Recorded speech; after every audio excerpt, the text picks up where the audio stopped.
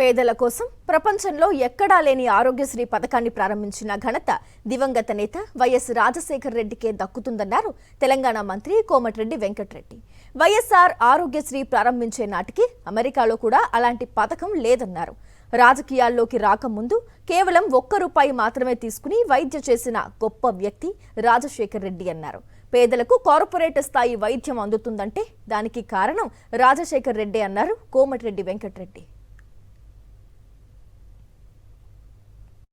రాజశేఖర రెడ్డి దేశంలో అప్పుడు ఏ రాష్ట్రంలో లేదు. నేను రెండోసారి ఎమ్మెల్యేగా ఉన్నా.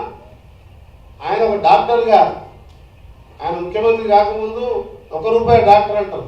పులివెందుల్లో క్లినిక్ పెట్టి ₹1 ఫీజు తీసుకొని సేవ చేసుకుంటూ రాజకీయానికి వచ్చి ఆ స్థాయికి వచ్చింది. ఆయన ఎప్పుడు చెప్పేవారు, పేదోళ్ళు ఎవరు వచ్చినా పెద్దోళ్ళు ఎవరు వచ్చినా ₹1 తీసుకునేవారు. ఆయనకు ఆలోచన వచ్చింది, సరే ఇవన్నీ మనం ఉచిత కరెంటు ఆయన ఇస్తా అంటే ఎవరు నమ్మలే, అది ఇచ్చినాం. ఇంకా ఏం చేయాలి, పేదోళ్ళకి సంబంధించి ఏం చేయాలని ఆలోచించి వాళ్ళందరితో తెప్పించి రాజీవ్ ఆరోగ్యశ్రీ విప్లవం లాంటి పథకం ఇది.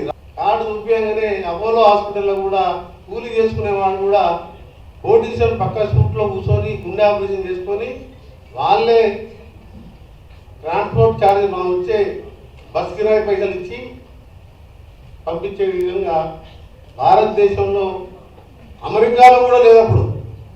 ఆ తర్వాత ఒబామా ప్రెసిడెంట్ అయినప్పుడు పెట్టింది, అది ఒబామా కేర్ అని.